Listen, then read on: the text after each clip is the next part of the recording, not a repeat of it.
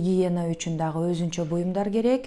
Бул аптечка деп да коюшат. Атайын аптечкаларды дагы сатат, оңой эле тапсаңыздар болот. Же ал аптечканы өзүңүздөр эле чогултуп алсаңыздар болот. Аптечканын ичинде сөзсүз градусник керек. Анан кийин дагы кээ бирки үйлөрүндө өзүнчө бир талап бар.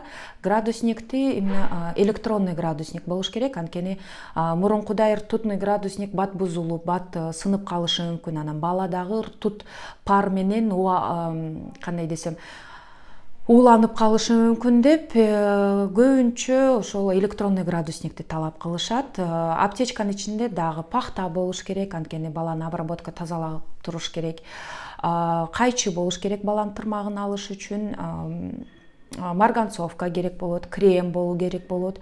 Анан кийин сөзсүз түрүндө салфеткалар, именно влажный сууланган салфеткалар болуш керек.